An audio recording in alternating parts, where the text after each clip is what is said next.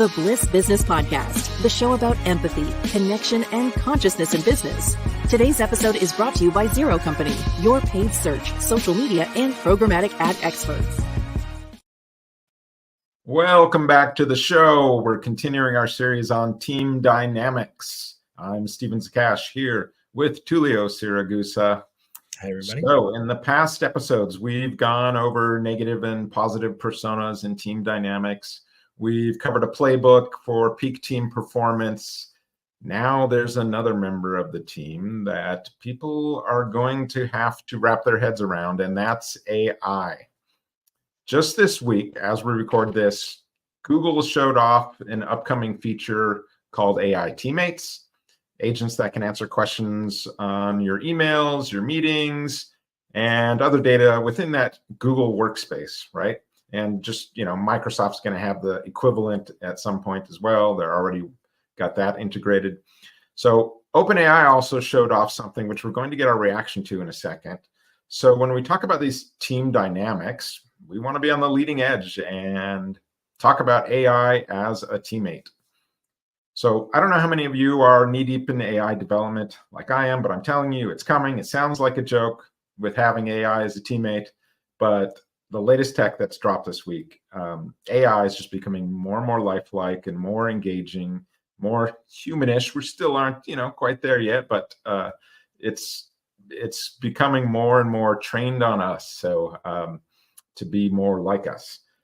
I want to get a reaction to an AI video, but first, Tullio, do you use AI weekly, daily? How often do you use AI right now? So I will argue that AI as a teammate is already here. The difference is it's not interacting in a meeting with us, right? It's kind of like we work with this teammate, but they stay in the background. They're like a little secret weapon in the background. I use AI regularly now. I have fully integrated into everything I do because it allows me to be more efficient, more accurate, and allows me to do a lot more in a shorter period of time. In fact, I wouldn't be able to effectively do what I do as a fractional executive, producing the equivalent of a full-time executive without AI. So if I do an analysis, or if I'm looking at research information, or trying to make some decision, or I need to look at market data, and I'm able to triangulate things that would have taken sometimes days, if not weeks, very quickly. I wouldn't say in seconds. There's a lot of prompting, a lot of work to get the outcome you want, but definitely within hours, I can get a lot done that would normally have taken a lot longer. And so it's just an effective tool. I have it even on my mobile phone, so I speak into it, and I'll say, how's the best way that I can say this? Or I want to organize my thoughts, and I might have a bunch of ideas that I want to organize into a message. So historically, I would have done like mind mapping for things like this to prepare how to communicate something really intricate and complicated in a simple way. But now it's like you just give it your thoughts. Here's what I want to convey. I want you to convey it in a very simple, empathetic way, and it captures it. And then I can work with that. So to me, I already have a teammate that I use daily, that I work with daily.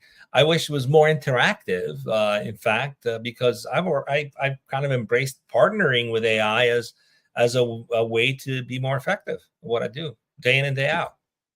Yeah, I think like early last year, I don't know, January, February, generative AI, it just kind of took off. And I think for a lot of people, they kind of had to retrain how they go about stuff and develop this new muscle that they hadn't quite used before to lean on AI for some things that they've, weren't possible before.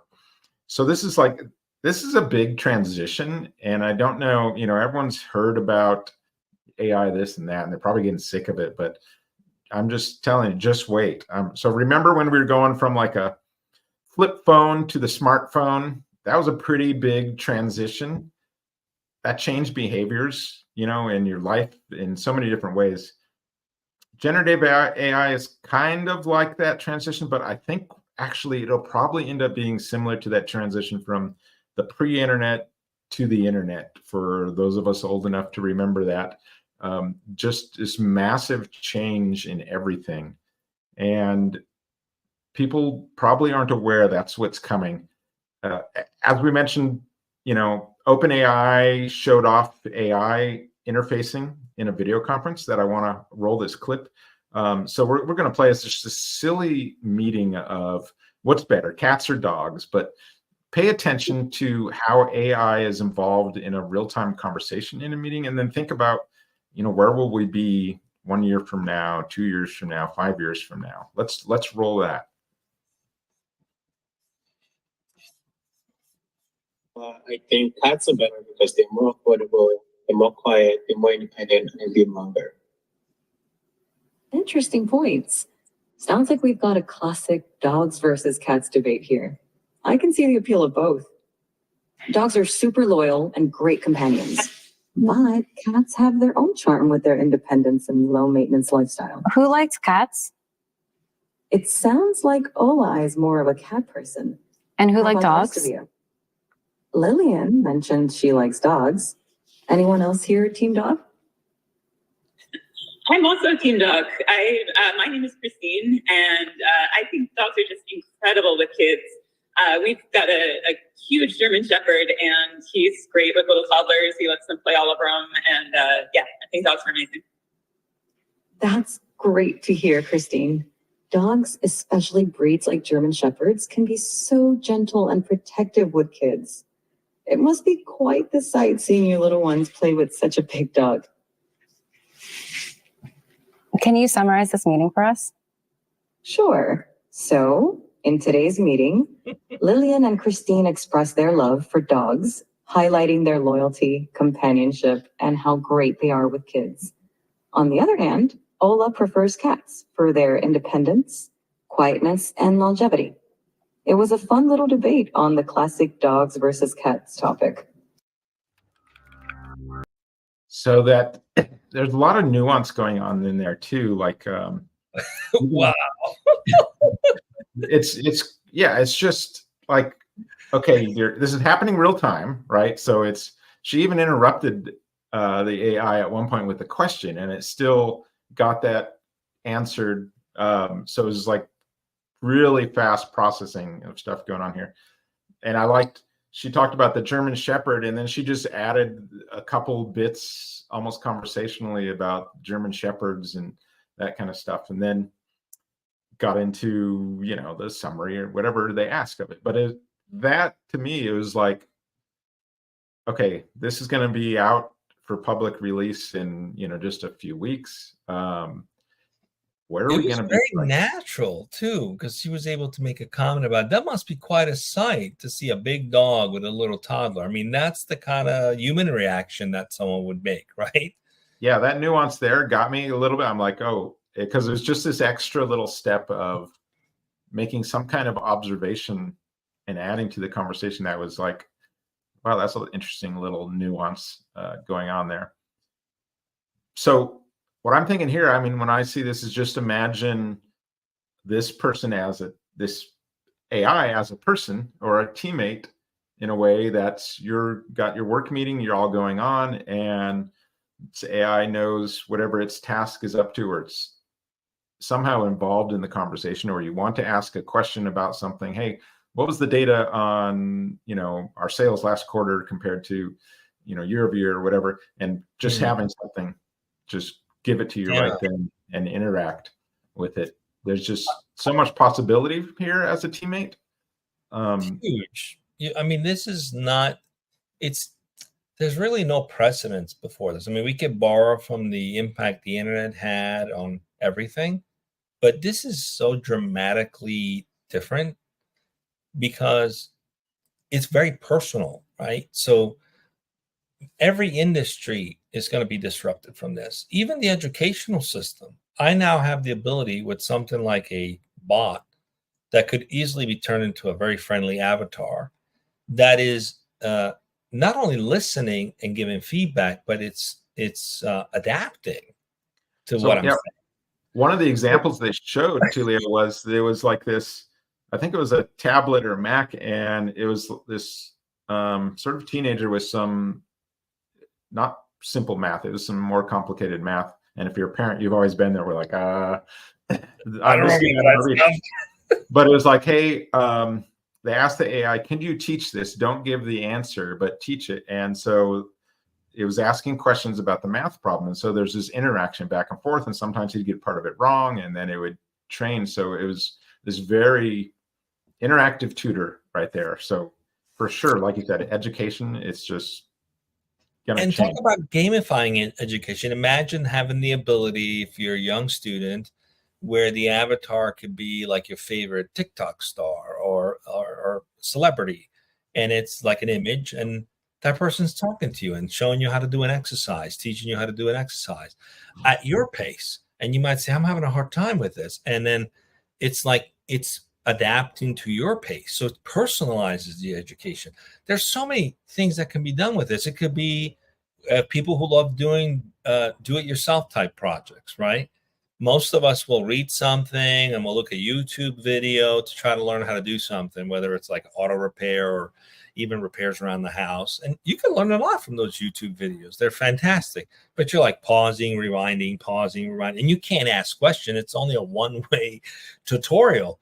But, with something like this, I could have an AI avatar that has access to massive amounts of information, including the manual for, say, a car, and can walk me through a change and educate me on how to do it. And then I can ask a question. I'm stuck here. This is not working. Oh, try this. Change the, pressure on your wrench or whatever. There's so many different things that you can accomplish in an interactive teammate scenario. It's like, and it's personal because you have that person at your fingertip. And in a team dynamic, you could be a leader that says, I really want to get my team to collaborate more. So I want you to participate in this meeting, see who's not participating as much, maybe encourage more of that, identify where there's opportunities. You can give it all kinds of requirements, and it could like engage the team and draw them out and have that kind of conversation. And also, sometimes you always have that person in the meeting that's like, okay, what are our next steps? They're more organized than the rest. And now AI could do it. So you can have consistent team meetings with consistent outcomes, and you can have it in a way that's a little bit more organized too. So much that can happen from this, which is a good thing and not a bad thing. But it's just mind-blowing. I didn't think this would happen until, 5 years from now. It looks like it's happening now. Yeah, it's pretty happening.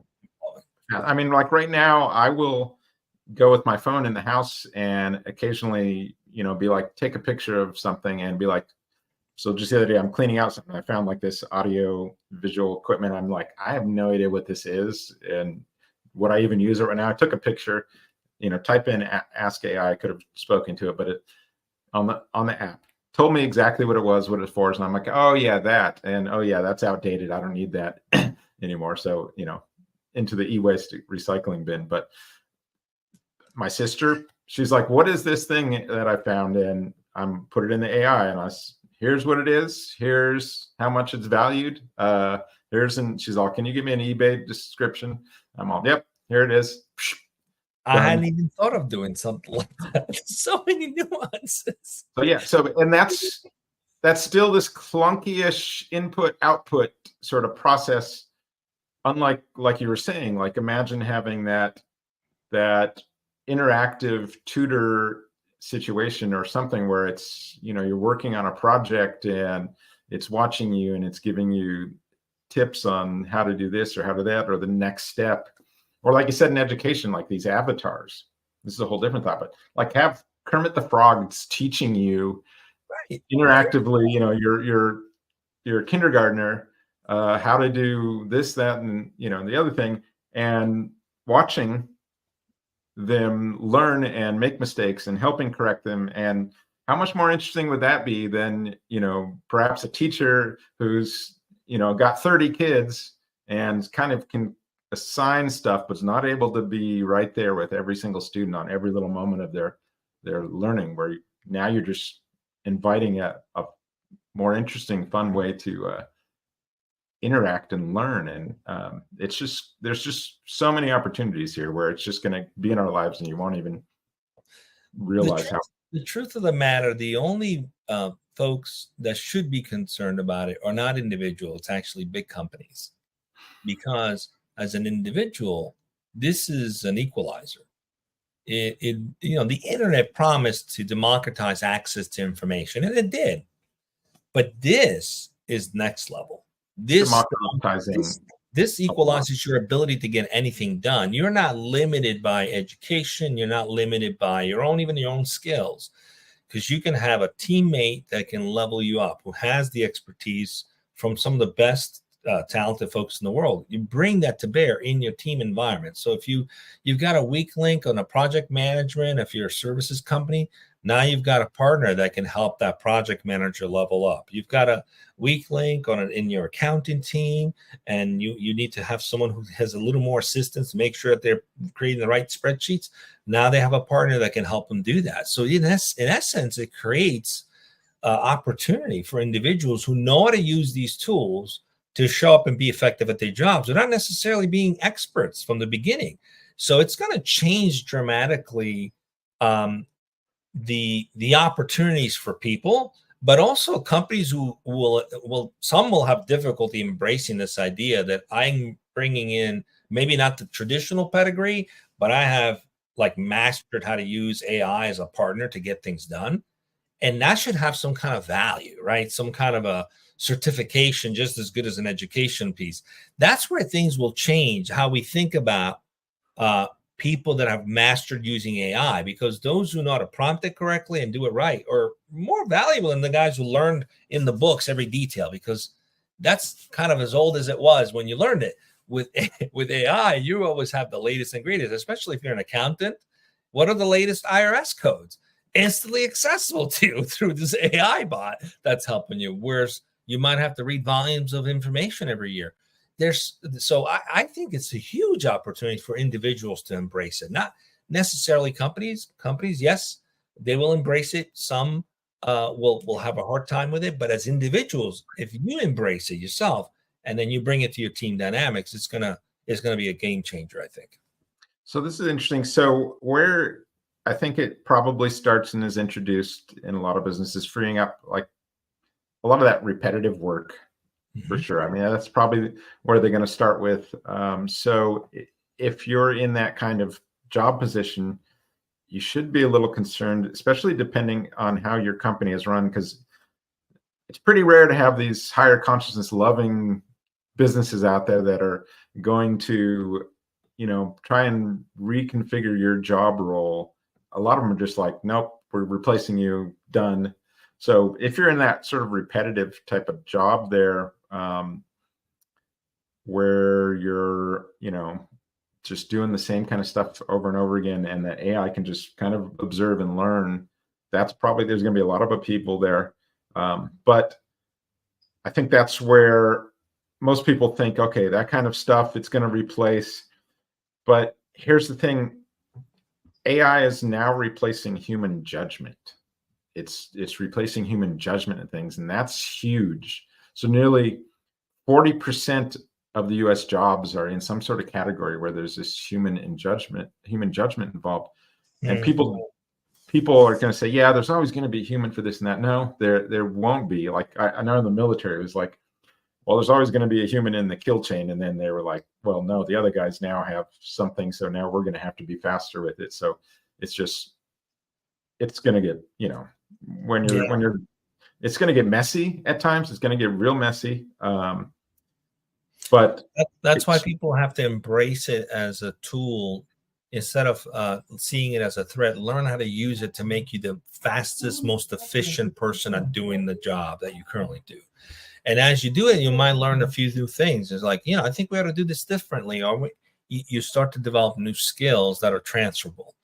And that's the key thing. So, but if you're just kind of waiting to see what happens, that's a risk.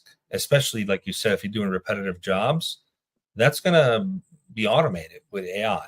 So get really good at using it now, so you're faster than everybody else, and level yourself up, get promoted, move into other categories of jobs that can give you bigger opportunities or greater opportunity. That, because those repetitive things, be the one who figures out how to automate them. That's what I would encourage people to do. Instead of being threatened by it, just embrace it and get really good at using it. In our business, so in marketing, we're definitely one of the first industries to embrace generative AI at a high level. So, we've worked on AI in various forms for a long time, but when this came along, you saw marketing was really one of the first to just percentage-wise, more and more marketers using this to 10x their output, 10x their precision, all those kind of things, right? So the money is pouring into AI at kind of a record level here. 29.1 billion was invested across 700 generative AI deals in 2023. That's an increase of 260% over the prior year. This is according to PitchBook. But let's look at a list of the types of companies that have been funded, tens of millions, if not hundreds of millions in some cases, just this past week. So this is just a sample. I'm just going through just 1 week, and here's the types of companies in there. So first one here, it's accounting related, like you're talking about, Tullio. This one's got accounting. Then there's an analytics one. Then there's cash flow management. So again, something related financially there. Then dentistry, supply chain logistics, coding, which is another one of those areas that embraced AI pretty early because it could take over some of that work. Drone operation, so scary, especially as I mentioned, replacing human judgment. Analytics, healthcare payment solutions, communications and compliance, streamlining workflows for cancer centers, healthcare scheduling, healthcare diagnosis. So in that list, I think we see a lot of some of those finance related ones. There's about 40% of that list is healthcare in some kind of manner. So, and it's kind of like this every week with millions and millions just being poured into this. Ultimately, especially with that healthcare and things like that, this will be a good thing, I think, because there'll be bumps in the road for sure. Yes. But ultimately, I don't know if you watched like House, they're doing these diagnoses, right? And they're brainstorming, and having AI there with you diagnosing something in real time is just this other teammate that can come in there.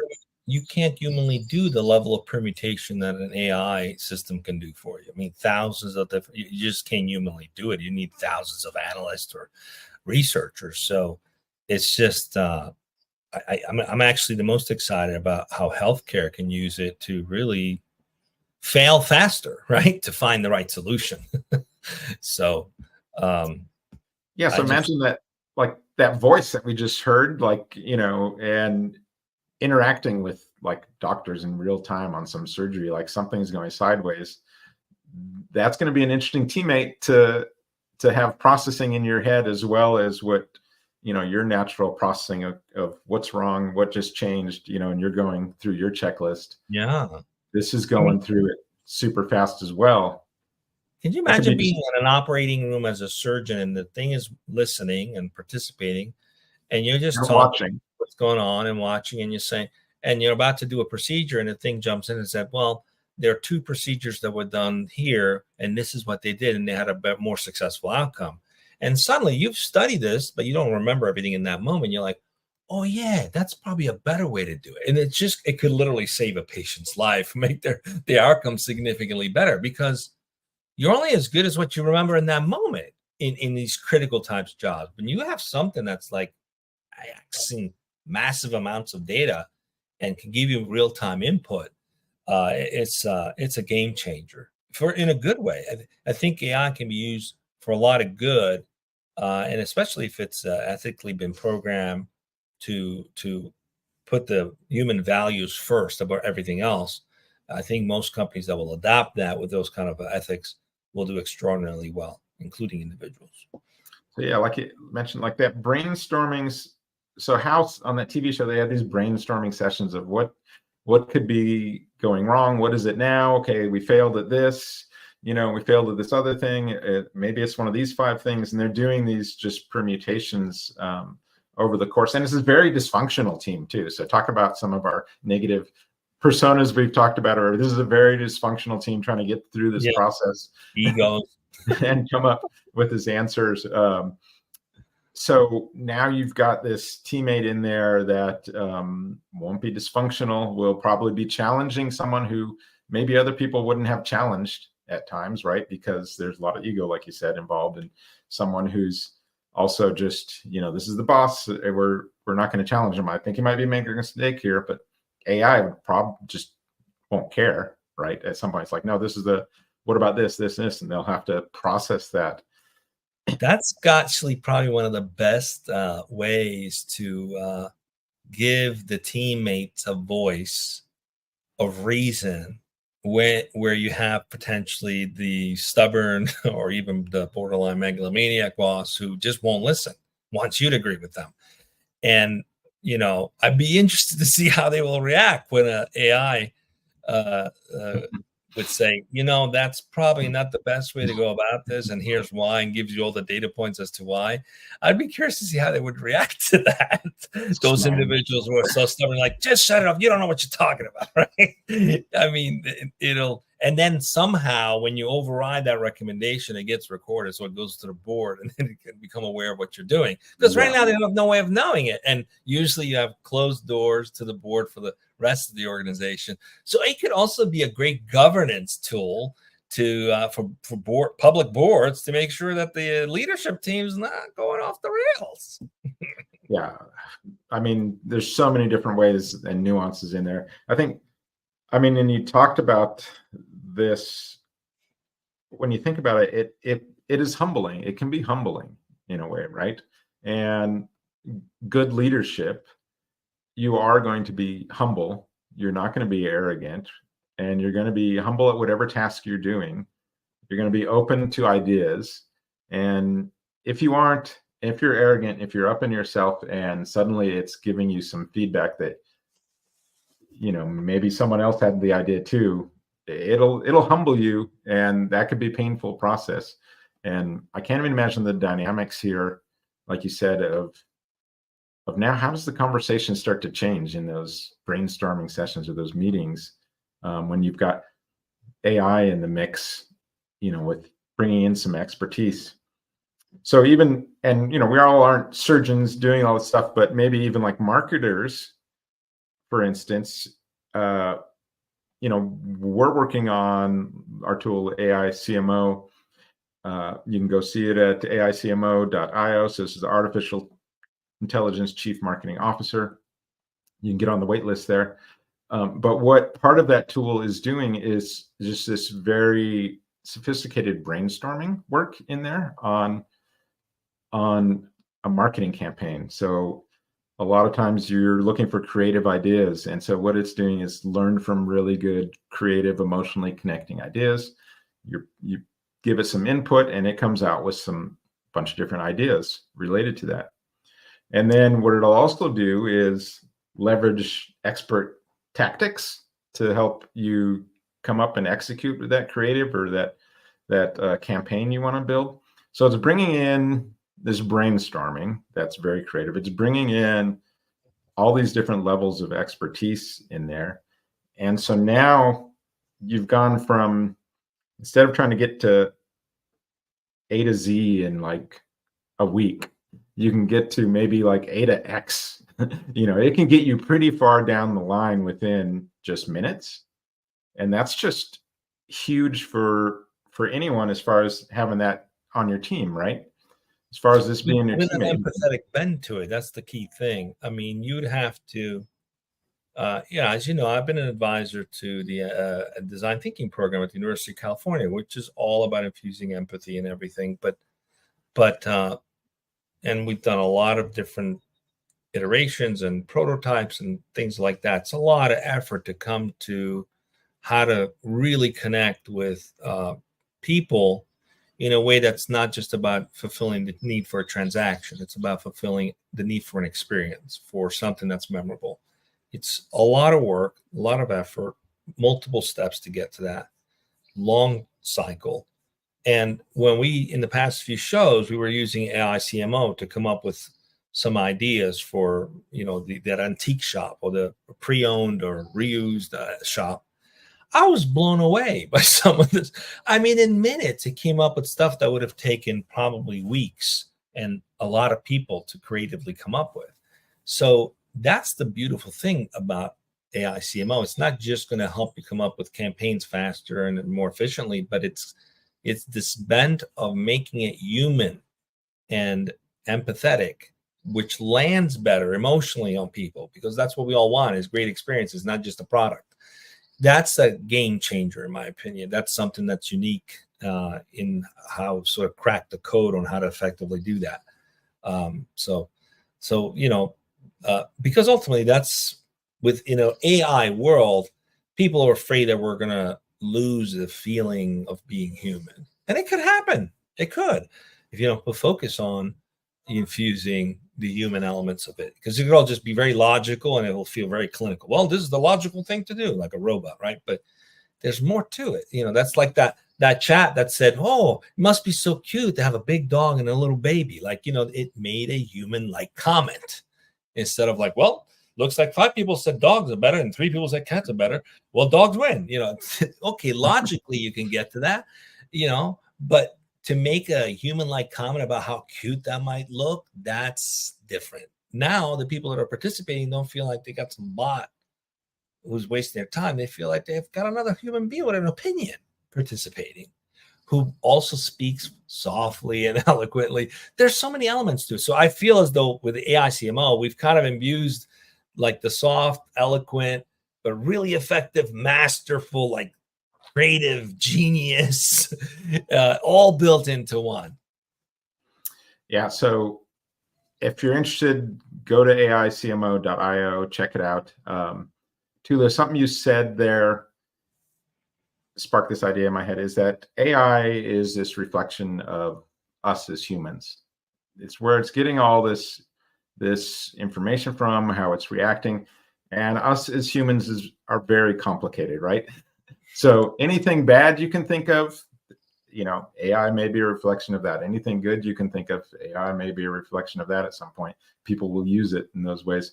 So yeah, what we really want to do is lean into the good side of it, the higher consciousness side of it, and really try and help companies express that and live by that. And because the world is going to be changing fast here, and we want that humanity to be reflected in its best and kindest possible way with AI. So true. I mean, the internet sped up how things change so much. This is going to be warp speed in comparison. So might as well make it good. Let it make a change for the good. Otherwise, it'll just warp speed the mess that we're in. So warp speed for good is the ideal way to go about it. Exactly. And it's like we're kind of on the edge there of which way that could go. I feel like it's like we're on this tipping point in consciousness and we aren't quite there yet.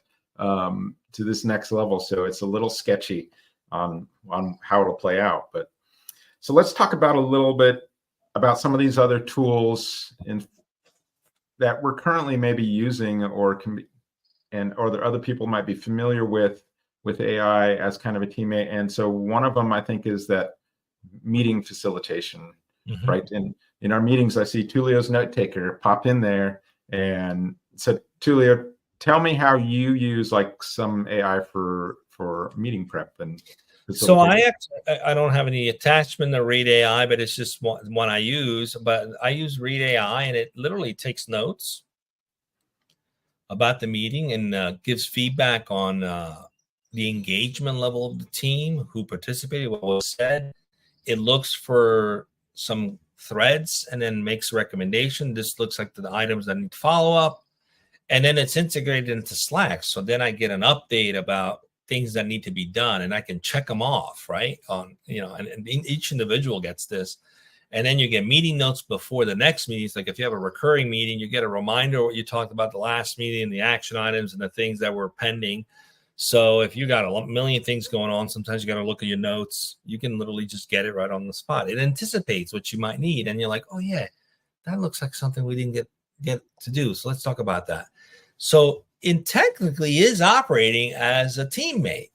It's just not interactive. It listens and it gives feedback afterwards. But there's no reason why at some point they can't activate it to be, interactive, where you could say, you know what, these are the critical things we want to get done. Did we miss anything? And it'll talk back and say, yeah, well, you guys talked about this early in the meeting. No action items have been created on that. Okay, what do you suggest we create as an action item for that? And it gives you feedback. Now you have like a teammate that's assisting you, but currently most of those systems are reactive. So they'll take notes, they'll give you feedback, and it helps you organize yourself.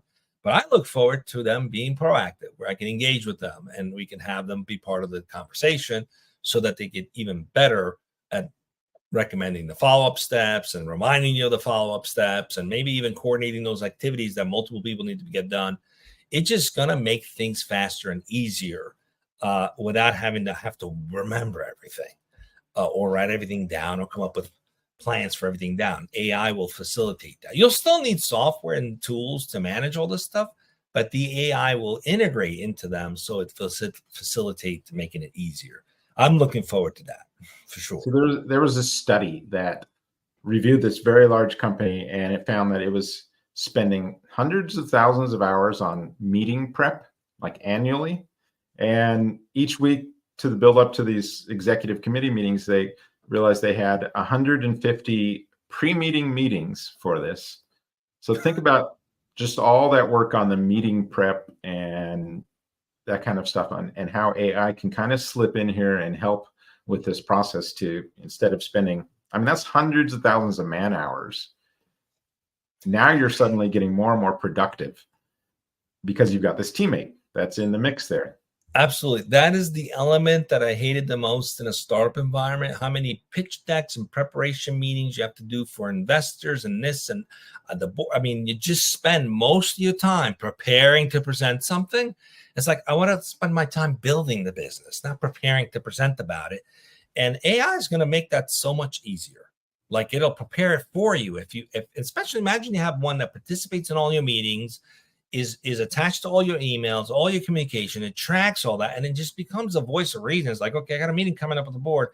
All the stuff we've been talking about for the past quarter. What are the key things that we want to discuss? And it'll just give you a presentation and create it. I mean, could you imagine? It's like, it sounds crazy, but that's going to happen.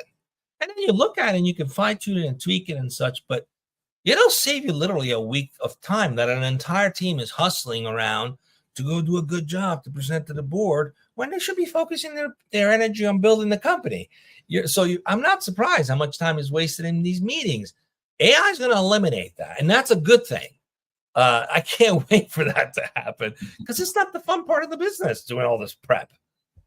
Yeah, and think about like Microsoft, Microsoft Teams. This is all going to be sort of just this built in where it's going to have access to some of your data and your meetings and your emails if you wanted it to.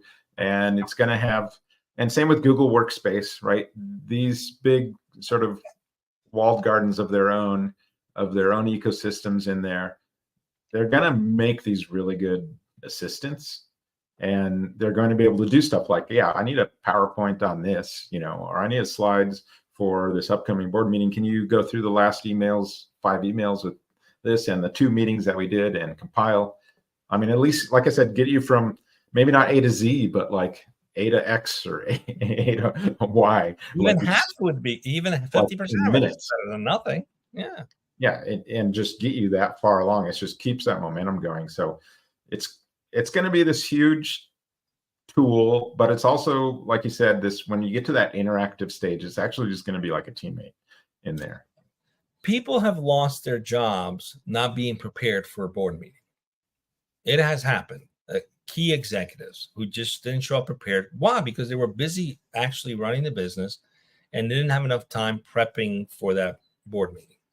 It wasn't that they didn't know the information. It just wasn't readily available in a presentable fashion because they didn't have enough time. So what happens is you invest all your time because you're trying to protect yourself from getting fired by the board. Doesn't mean you're not doing a good job. So you're being judged on your ability to prepare a presentation, which is awful, right? But that's what's happening.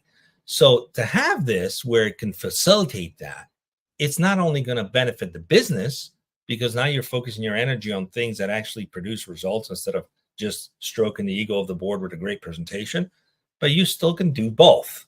And that's the key. And ultimately, maybe it will even eliminate the need to have these meetings because the board might have visibility into it all and can query the system themselves to see what's going on. And it pops up a nice presentation to give them an instant on the moment what's going on with the business, which will create even more transparency. And I think more transparency is good for everybody. So it'll eliminate all this power. Everybody will have access to it. Anybody can see it. It'll democratize information. And it's a good thing. And maybe that'll force a little bit more empathy in the organization because once that sort of model becomes more of a shared authority model, there's no need for bosses and hierarchy and all that stuff, because they're all working as a team. And you have this tool that keeps it together and keeps it together for the same purpose. I think it's going to be really good for businesses and for people to adopt that. When is that coming? I don't know. Probably in the next couple of years. The way things are moving, it might be in the next couple of months. But so if you're an individual or a business that's kind of like shying away, I don't know how we use AI, you got to dive in with both feet, because you'll find yourself behind otherwise. There's no stopping it. You got to dive in both feet and figure out how to make it work for your business, because otherwise you'll hold yourself back. And especially for marketing purposes, you need a way to connect with people in a different way, in a genuine human way, because as many companies adopt this, they might also lose some of that human element initially as they learn how to use it better. So, having platforms that have that built in, that continue to maintain the human element to how you position yourself, is key. Which is why, definitely check out AICMO.io and get on the waiting list for that. Tullio, I think when you were mentioning that, so we went over all those positive personas, and AI is going to reflect so many of those. And you think about all the negative personas, and no one's going to want any of that. So AI is not going to be doing that. But some of those negative personas are going to come up in this fight with AI to hold their power, right? Because you're talking about democratizing or being transparent. There's going to be some people clutching on to certain things to hold their power in their part of their organization. And I can already see that being just this painful battle. And companies that, with a hierarchy kind of management, that command and control kind of thing, they're going to struggle. Those are the ones that are probably going to be most hurt as far as if they don't adapt, right?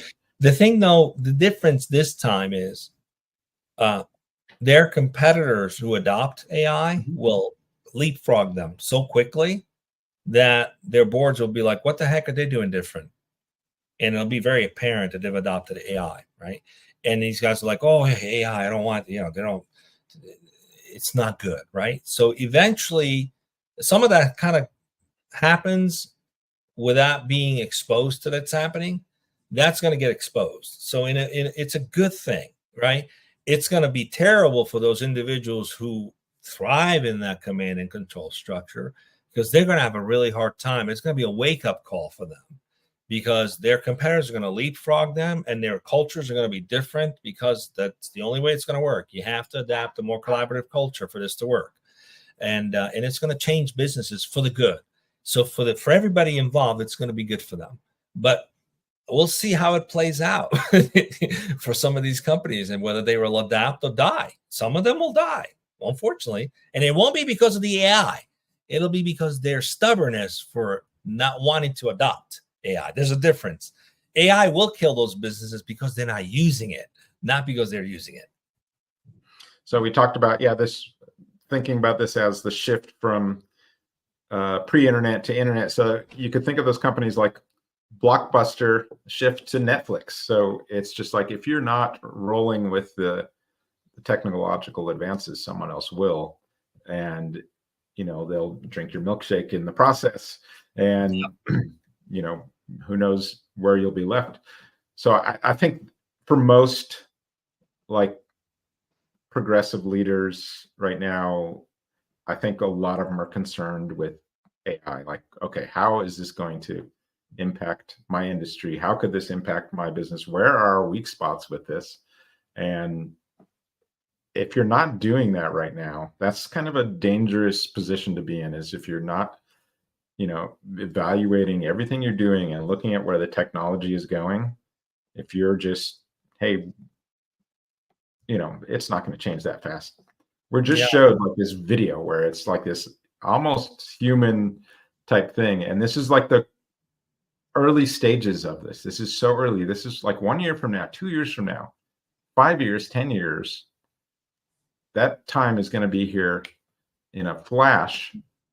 And the way AI is developing is much faster than just like typically, Silicon Valley has developed things. It's going just much faster pace than ever before. Way faster.